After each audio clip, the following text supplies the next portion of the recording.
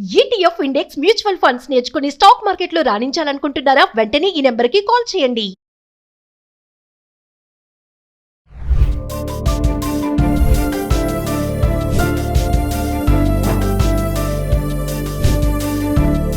నమస్తే, welcome back to Suman TV. ఎవరి కోసమైతే చట్టాలు వస్తున్నాయో ఆయా చట్టాలపైన వాళ్ళకైనా అవగాహన ఉంటుందా? పోక్సో చట్టం గురించి కోర్ట్ సినిమా ఏం చెప్పడానికి ప్రయత్నిస్తుంది? మరి దీనిపైన మాట్లాడడానికి లీగల్ అడ్వైజర్ సంపత్ సముద్రాల గారు ఉన్నారు. సార్తో మాట్లాడదాం. నమస్తే సార్. సార్, పోక్సో చట్టం ఇప్పుడు కొత్తగా వచ్చిన కోర్ట్ మూవీలో మొత్తం ఈ చట్టం చుట్టూ తిరుగుతుందంట సినిమా అంతా కూడా. అంటే అసలు ఏం చెప్తుంది పోక్సో చట్టం అంటే ఏంటి సార్? దాన్ని చాలా మంది దుర్వినియోగం చేసుకుంటున్నారనే టాక్ కూడా ఉంది. ఒకసారి దాని గురించి. ఈ చట్టం 2012లో ఎనాక్ట్ చేయబడింది. మన భారతదేశంలో యాక్చువల్గా సెక్షువల్ అబ్యూస్ మీద కానీ, చిల్డ్రన్ని కానివ్వండి, పెద్దవాళ్ళే కానివ్వండి, మీరు ఐపీసీలో చూసిన లేదా ఇప్పుడు వచ్చిన భారత న్యాయ సంహితలో చూసినప్పటికీ కూడా చాలా ప్రొవిజన్స్ ఉన్నాయి. సెక్షన్ 375 అనండి, లేదా ఇప్పుడు క్లాస్ 63 అనండి, క్లాస్ 75 అనండి. There are various provisions in our legal system already. అయినప్పటికీ మన యుఎన్ కన్వెన్షన్ ఒకటి, చైల్డ్ రైట్స్ మీద జరిగిన యుఎన్ కన్వెన్షన్ని కంప్లై చేస్తూ, అది కూడా చాలా ఏళ్ల తర్వాత కంప్లై చేస్తూ ఈ యాక్ట్ని ఎనాక్ట్ చేశారు 2012లో. ఈ యాక్ట్ యొక్క ముఖ్య ఉద్దేశం ఏంటి అని అంటే, పిల్లలు అనగానే ఆడపిల్లలు అని కాదు. పిల్లలు అన్నప్పుడు మగపిల్లలైనా అవ్వచ్చు, ఆడపిల్లలైనా అవ్వచ్చు. వీళ్ళు ఎవరినైనా కూడా సెక్స్ పరంగా ఇబ్బంది పెట్టడం అని అంటే, మనం ఇంతకుముందు కూడా మాట్లాడుకుని ఉన్నాం సెక్షువల్ హెరాస్మెంట్ అన్న టాపిక్. అలా all those kind of things, ఒక ఫిజికల్ అసాల్ట్లే కాకుండా స్టాకింగ్ చేయడము, ఇంకా వేరు విధాలుగా ఇబ్బందులు పెట్టడము, ఇవన్నింటిని కూడా ఒక కంపైలేషన్గా తీసుకొచ్చి అబ్బాయిలకైనా అమ్మాయిలకైనా పిల్లలు అనబడే వాళ్ళని ఎలా ప్రొటెక్ట్ చేయాలి, వాళ్ళకి ఎలాంటి రైట్స్ ఉంటాయి, దాని ప్రొసీజర్స్ ఏమిటి అనేది క్లియర్గా ఈ చట్టం 2012లో వచ్చింది.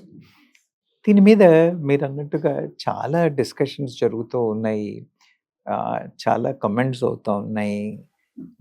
కేసులు అనుకున్న దానికంటే విపరీతంగా పెరిగిపోతున్నాయి. ఎప్పుడైతే కేసులు విపరీతంగా పెరిగిపోతున్నాయో జడ్జిలకి కూడాను, అంటే మీరు బేసిక్ ఒరిజినల్ జ్యూరిస్డిక్షన్ కోర్టులో కానివ్వండి, అపిలేట్ రివిజన్ జ్యూరిస్డిక్షన్లో కోర్టులో కానివ్వండి, it has become actually a big challenge to deal with them. Because ఇవాళ ఉన్న సంఘానికి, ఇవాళ ఉన్న సొసైటీకి, ఇవాళ ఉన్న పరిస్థితులకి మన న్యాయ వ్యవస్థ లేదా మన లాలు, మన ఎనాక్ట్మెంట్లు వాటికి అనుగుణంగా సరితూగుతూ ఉన్నాయా, కాలానుగుణంగా మారుతున్నాయా? మరి మనం we are in a fast pace world. ఇలాంటి ఫాస్ట్ పేస్ వరల్డ్లో మన న్యాయ సిద్ధాంతాలు కానీ, లాలు కానీ, ఎనాక్ట్మెంట్లు కానీ, ఇవి సొసైటీతో పాటు సరిగ్గా బ్యాలెన్స్ అయ్యి ఉన్నాయా అన్న విషయం మీద చాలా చర్చలు జరుగుతూ ఉన్నాయి. ఎందుకనంటే ఇప్పుడు నేను మీకు చెప్పాను, అమ్మాయిలు అబ్బాయిలు ఇద్దరినీ పిల్లలు అన్నాం అన్నప్పుడు న్యాయం అనేది ఇద్దరికీ జరగాలి. అవునా? అలాగే దీన్ని ఇప్పుడు మీరే చెప్పారు సార్, దీన్ని చాలా మిస్యూజ్ చేస్తున్నారు, దుర్వినియోగం చేస్తున్నారు అని అన్నారు. అవును, ఎందుకు దుర్వినియోగం చేస్తున్నారు అని అంటే, కొన్ని క్లాసుల ప్రకారంగా అది మోరల్గా తప్పనిపించకపోవచ్చు కానీ లీగల్గా తప్పనిపించవచ్చు. సో ఇక్కడ ఒక చిన్న క్లాజ్, ఎందుకు అనేది ముందు పక్కన పెడితే, అసలు మిస్యూజ్ అనేది ఎలా మిస్యూజ్ చేస్తారు ఈ పోక్సో చట్టాన్ని? అమ్మా, ఏ చట్టాన్నైనా మిస్యూజ్ చేస్తారు అమ్మా. ఇప్పుడు పోక్సో చట్టం ఒకటే మిస్యూజ్ అని మాట్లాడుతున్నాం ఇవాళ ఈ సినిమాలో వచ్చింది కాబట్టి, కానీ మన దగ్గర ప్రతి చట్టాన్ని మిస్యూజ్ చేసే పరిస్థితులు ఉన్నాయి. మీరు చెప్పిన ఈ సినిమాలో కూడా, though the story revolves around Pokso, there are various other aspects of the legal system which have been clearly demonstrated, have come out. Yes అర్థమైందా? ఇలా ఒక్కొక్క పోక్సో గురించే కాకుండా మన న్యాయ వ్యవస్థలో ఉన్న ఛాలెంజెస్ ఏంటి, ఇబ్బందులు ఏంటి అన్న విషయాలు చాలా క్లియర్గా వచ్చాయి. ఇంకా అసలు యాక్చువల్గా చాలా ప్రయత్నం చేశారు కానీ కొన్ని విషయాల్లో కాంప్రమైజ్ అయిపోయి దాన్ని స్టోరీ అడ్జస్ట్ చేద్దాము అన్నట్టుగా చేశారేమో అనే ఆలోచన కూడా ఉంది. It could have been in a different direction if certain challenging issues ఇప్పుడైతే కోర్టుల ముందు ఏవైతే ఉన్నాయో, యాక్చువల్గా పాక్సో విషయంలో కోర్టులలో న్యాయ వ్యవస్థకే సందిగ్ధం కలిగిస్తున్న పరిస్థితులు ఏవైతే ఉన్నాయో వాటి గురించి ఇంకా సినిమాలో ఎక్కువగా మాట్లాడలేదు. ఎస్ యాక్చువల్గా వాళ్ళు దాని గురించి కూడా కనీసం చివరికి క్లోజింగ్ రిమార్క్స్లో అయినా మాట్లాడి ఉంటే చాలా బాగుండేది అనిపించింది. ఎందుకనంటే there is a necessity for what you call relooking into the act అని ఒక డిస్కషన్. ఎస్ అలా ఉన్నప్పుడు అది ఎంతవరకు సబబు, ఎక్కడ కన్ఫ్యూజను అని అనేది ప్రజల వైపు నుంచి కూడా వెళ్ళాలి, అండ్ ఆ ప్రభుత్వాలకు వెళ్ళాలి. ఎందుకంటే ప్రభుత్వాలు కూడా ఏ లాలు ఎనాక్ట్ చేసినా సమాజం ఏం మాట్లాడుతుంది, సమాజం ఏం చేస్తుంది, సమాజం ఏది ఒప్పుకుంటుంది అనే వాటి మీద డిజైడ్ చేయబడతాయి కదా, అవునా కదా? కాబట్టి ఇవాళ సమాజం ఏమంటుంది, దానికి మరి అనుగుణంగా ఉందా లేదా అని అన్నప్పుడు వాళ్ళకి కూడా ఇన్ఫర్మేషన్ పోవాలి అని అంటే these are all the what you call feedback mechanisms which carry the kind of system. కాబట్టి ఇంకా కొంచెం క్షుణ్ణంగా చేసి ఉంటే బాగుండేదేమో అని అనిపిస్తుంది. There are few comments like that. But వాళ్ళు దాన్ని చాలా కలర్ఫుల్గా, ఎందుకంటే they have taken it to some extent to education అని. కానీ this should be considered more as an educative film. ఎందుకంటే ఇప్పుడు మీరు ఓ మాట అన్నారు, ఏ యాక్ట్ ఎవరికి ఎందుకు అన్న విషయం అవగాహన లేదు, అవునా కదా? ఏది తప్పు, అవునా కదా? ఎస్ ఇప్పుడు మీరు డ్రైవింగ్ లైసెన్స్ ఇచ్చడానికి కోసం అని అన్నప్పుడు ఆ యాక్ట్ నీకు తెలుసా, దాని మీద అసెస్మెంట్ చేసి నీకు Yes. అవగాహన ఉందా అని చూసి కదా మీకు లైసెన్స్ ఇస్తున్నారు, అవును అవునా? అలాంటిది మీరు ఇలాంటి సీరియస్ విషయాల్లో పిల్లలకి ఎక్కడ అనవగాహన, ఏది తప్పు, Yes. ఏది ఒప్పు, ఏది చేయకూడదు, ఏది చేయకూడనిది, ఎప్పుడు ఆ డిమార్కేషన్ అక్కడ, Hmm. ఆ రెండింటికి మధ్యలో ఉన్న ఆ సన్నని పొర, what is that small difference yes which will make it different, అవునా అనేవి జనాలకు తెలీదు. So this education is required. Yes అందుకని ఆ ఫిలిం అంత పాపులర్ అయ్యే అవకాశాలు ఉన్నాయి. మీరు ఇవాళ నన్ను ఇక్కడ పిలవడానికి కూడా అలాంటి అవకాశాలు ఎందుకు ఉన్నాయి అని అంటే this kind of education is required, this kind Yes. Of publicity of the any act. People should know what is right, what is wrong, what will cause a challenge. ఎవరికి తెలుసు నేను చేస్తుంది ఎంత చిన్న పని అని అనుకుంటాడు, కానీ this is leading to such severe complications అన్న విషయాలు ఎవరికి తెలుసు. ఎస్ సో ఆ పరిస్థితుల్లో మీరు చూసినట్టయితే this movie has done a great justice అని చెప్పచ్చు. ఇది సార్ ఇప్పుడు జడ్జ్మెంట్ కి ముందు కేసుని మళ్ళీ మనం రీఓపెన్ చేయొచ్చా సార్? అమ్మ, న్యాయ వ్యవస్థ ఉంది ఎందుకు? న్యాయం జరపడానికి, అవునా? ఇప్పుడు ఇవాళ వాళ్ళ టేబుల్ మీద వచ్చింది, అందుకనే కదా ఒక జూనియర్ కోర్టులో ఒరిజినల్ జ్యూరిడిక్షన్ లో కానివి మళ్ళీ అపిలేట్ లోకి పోతాయి, మళ్ళీ రివిజన్ లోకి వెళ్తాయి. ఎందుకు Yes. వెళ్తాయి? ఇక్కడ ఏమైనా పొరపాట్లు జరిగాయి ఏమో అనాలి. అలాగే వాళ్ళు పొరపాట్లు జరగకూడదు అని అంటే జడ్జిమెంట్ కన్నా ముందు ఒకవేళ ఎవరైనా పార్టీ ఇటువైపు కానీ అటువైపు కానీ, అయ్యా ది ఎవిడెన్స్ ప్రజెంట్ చేసింది సరిగా లేదు, లేదా ఎగ్జామినేషన్ సరిగా అవ్వలేదు, లేదా డాక్యుమెంట్ని సరిగా ప్రొవైడ్ చేయలేదు, ఏవో కొన్ని ల్యాప్సెస్ ఉన్నాయి, వాటిని రెక్టిఫై చేయకపోతే న్యాయం జరగదు. మా దగ్గర ఇప్పుడు ఆ కొత్త ఇన్ఫర్మేషన్ ఉంది, లేదా మా దగ్గర ఆ ఇన్ఫర్మేషన్ క్లియర్గా ఉంది, మీరు దాన్ని మళ్ళీ ఓసారి కన్సిడర్ చేయాలి అనే రిక్వెస్ట్ కోసం అని వెళితే కోర్టులు ఖచ్చితంగా వాటిని కన్సిడర్ చేస్తాయి. అండ్ అది జనరల్గా అంటే జడ్జి గారి డిస్క్రిప్షన్ మీద కూడా డిపెండ్ అయి ఉంటుంది, బికాజ్ ఆయన మొత్తం కేసు డీల్ చేసి ఉన్నారు. కాబట్టి మీరు ఈ క్వశ్చన్ ఎందుకు అడుగుతున్నారో నాకు అర్థమైంది. ఆ మూవీలో జడ్జిమెంట్ రోజే ఈ క్వశ్చన్ వస్తుంది, అది మూవీలో కాబట్టి జడ్జిమెంట్ రోజు it's little difficult and typical situation. కానీ జడ్జిమెంట్ కన్నా ముందు రీఓపెన్ చేయకూడదు అని ఏమీ లేదు. రీఇన్వెస్టిగేట్ చేయడం కోసం అని, రీఎగ్జామినేషన్ కోసం అని, Yes. క్రాస్ ఎగ్జామినేషన్ కోసం అని కానీ, లేదా adding of a new evidence which was not available or which could be presented at the time of investigation అని కానీ, ఈ పాయింట్ల ప్రకారంగా జడ్జి గారు ఖచ్చితంగా రీఓపెన్ చేసి మళ్ళీ ఇచ్చేసే అవకాశం ఉంది. That is what it is been Yes. Clearly showed in that movie. Sir coming to సమ్మతి వయస్సు, ఈ మూవీ అంతా కూడా ఆ సమ్మతి వయసు మీదే నడిపించారు అంటే అసలు ఏంటి సార్ అది? Very serious issue. ఇప్పుడు మనకి పెళ్ళిళ్ళకి భారతదేశంలో ఏజ్ ఏంటి? అమ్మాయిలకైతే 18 ఏళ్ళు, అబ్బాయిలకైతే 20. 20. ఇది మన స్టాండర్డ్. అవునా? They are considered as adults from 18 and 21. ఆ తర్వాత ప్రీ మ్యారిటల్ సెక్స్, అవునా? Pre marital sex with consent, with the consensus of both the parties is happening everywhere. If it is after 18, yeah, because they are adults, yeah, because they are majors, they are adults, yeah, అది పెద్ద issue అవ్వట్లేదు. కానీ when the girl is below 18, okay, then her consent is not considered as consent. మన లెక్క ప్రకారం ఎన్నేళ్ళు? 18 ఏళ్ళు. 18 ఏళ్ళు వస్తేనే అడల్ట్ అన్నాం, అంతకన్నా ముందు ఏంటి వాళ్ళు? పిల్లలే. అందుకనే కదా పాక్సో 2012. కాబట్టి 18 ఏళ్ల కన్నా తక్కువ ఉన్న వాళ్ళు పిల్లలు. అలా అమ్మాయి ఎవరైతే 18 ఇయర్స్ తక్కువ ఉన్నారో, 6 నెలలు, నెల, సంవత్సరం, 2 ఏళ్ళు, 3 ఏళ్ళు, whatever, యా, అలాంటి వాళ్ళు లేదు నేను అబ్బాయి మేమిద్దరం ఇష్టపూర్వకంగానే ఇష్టపడి మేము చేశాము అని అన్నప్పటికీ కూడా దాన్ని క్రైమ్ గానే ట్రీట్ చేస్తారు. ఓకే, సమ్మతించడానికి కూడా 18 ఏళ్ల వయసు రావాలి.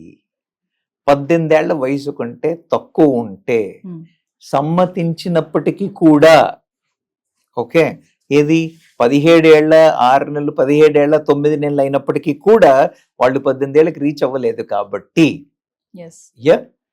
సో ఇది సమ్మతి వయస్సు అనే. ఓకే, ఇంటర్నేషనల్ గా ఇప్పుడు నేను మీకు చెప్పాను కదా, UN కన్వెన్షన్ ప్రకారంగాను 18 ఏళ్ళు. అందుకని ప్రపంచం అంతా కూడా ఇది 18 ఏళ్ళుగానే కన్సిడర్ చేసింది.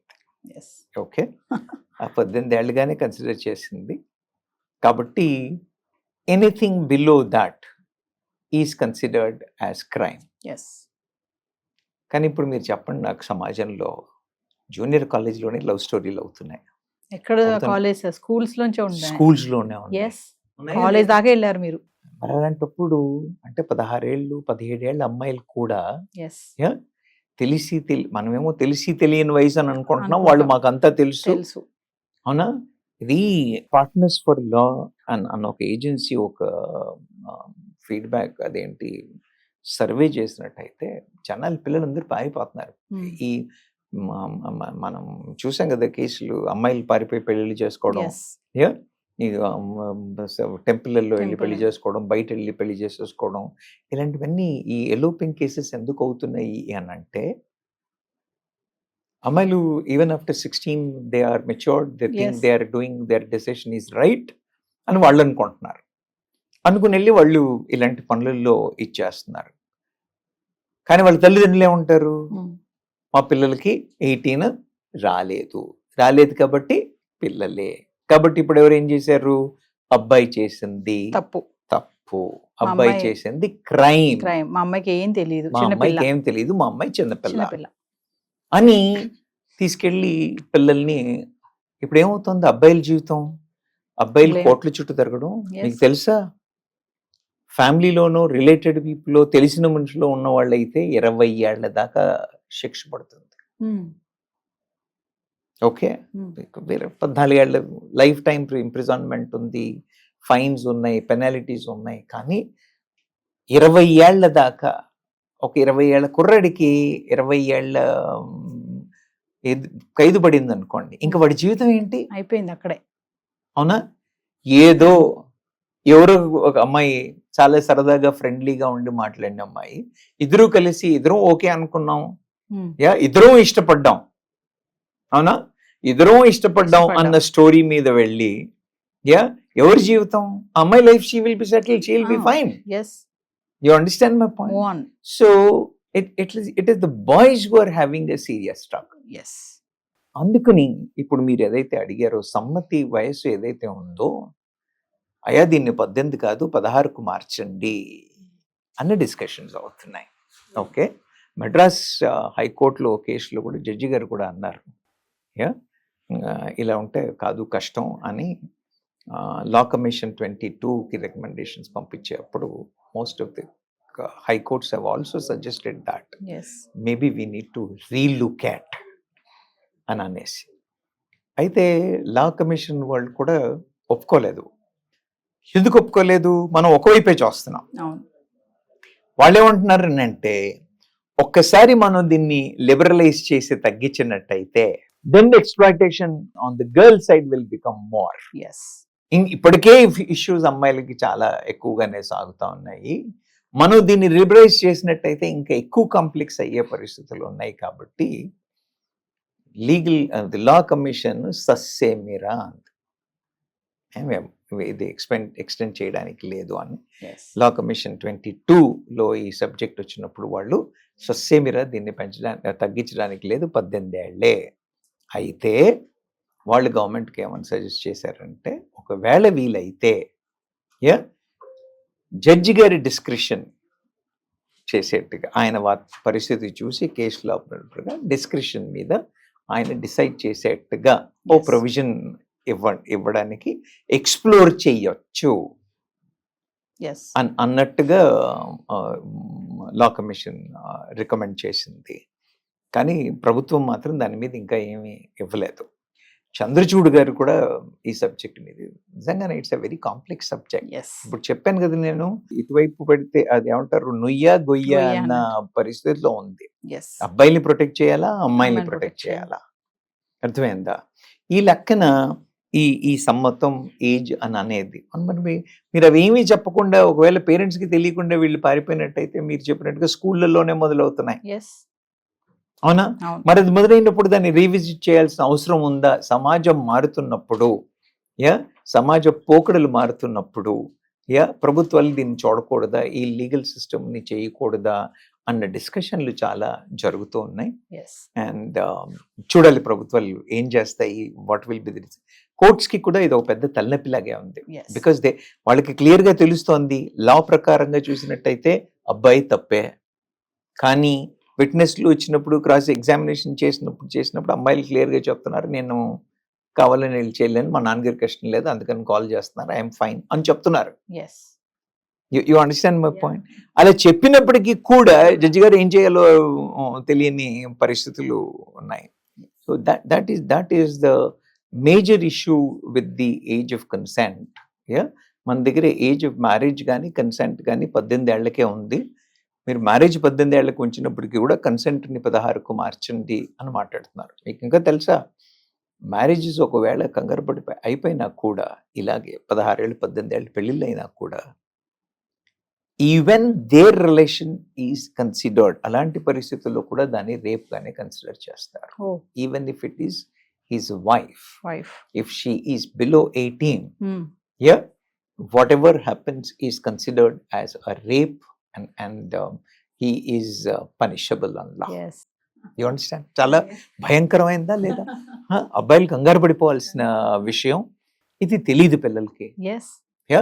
ఎవరో అమ్మాయి మాట్లాడడానికి ఓకే అన్నాను కానీ, అలాగే అమ్మాయిలు ఎలా కంగారు పడి తప్పు చేస్తున్నారు, అబ్బాయిలు కూడా అలాంటి తప్పు చేస్తున్నారు. So this is a challenge for both the parties. Let's hope governments will come out with some kind of thing.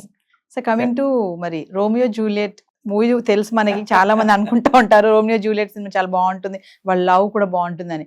Coming to Romeo Juliet చట్టం ఏంటి సార్ అసలు ఈ మూవీలో ఇది ఎందుకు వచ్చింది? అక్కడ ఏజే, అక్కడ 14-17 ఏజే.